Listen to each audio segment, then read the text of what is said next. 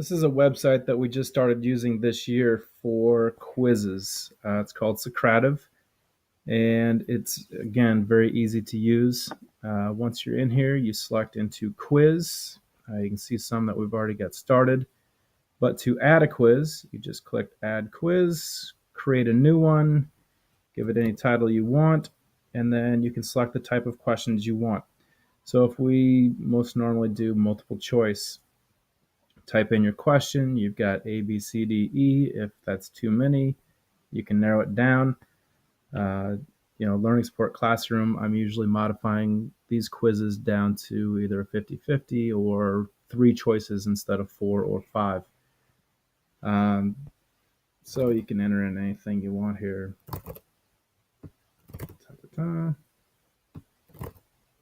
Pretty sure that's the right answer. You choose the correct answer.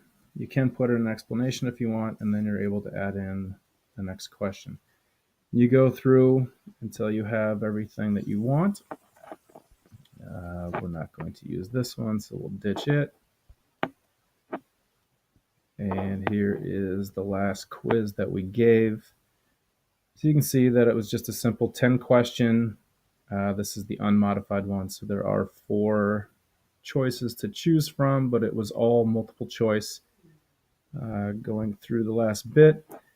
When you're done, when the students actually log in, I should get to that first, there is a code here at the top of the screen. So when they log in, this is the code that I use, and this will take the students on my gradebook and give them the modified quiz, whereas the regular ed teacher has a different code for her class, and it will give them the full quiz. So when we're done, you can go to reports, select our last quiz. If you view as a chart, well, that's not right. Let's go back. Let's go to this one. View as a chart. All right, so here are all the students that took the test. We can show the answers, and anything that's green is correct, red is incorrect, which is nice that the students, as they're taking the test, they get immediate feedback as to whether they got a question right or wrong. And as they're going through, this is giving us the final score, but we can also look at the progress percentage. So you can monitor, now everybody's done here, but as they're taking the quiz, it'll give a real-time update as to what question they're on. So if you notice a student is sitting on the same question for a longer period of time than you would expect, even if they're not going to ask for help, it's an opportunity to swing by and just double check to make sure they understand the question or how things are working.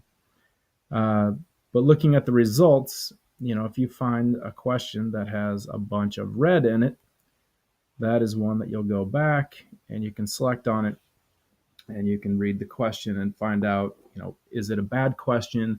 Is it something we didn't spend a lot of time on? Or, did the students rush through it? So it's an opportunity to go back and check that out. And also with the results, so if we go back to the reports and get reports, you can print out every student's test. So if we get rid of the whole class and go to individual students PDF, it'll print out their quiz and show you the question along with the answer that they chose. And if it's wrong, it'll also highlight the correct answer. We do give our students the opportunity to make test corrections. So they go back and spend a little bit of time with the question. If they need to retake, we can always print out a blank copy of the quiz and give them that option. But it is easy to create a test. You've got your results right here, so transferring stuff into the gradebook. If I was to show the students' names, you could bring up your gradebook and just scroll down and be putting in, out of 10 in this case, as you go. So Socrative, simple to use. Again, the students are interacting with it. It gives them immediate feedback on the right or wrong. And then when they're done, it's easy enough to print out a PDF version, and they can go back and see exactly where they got things right or wrong.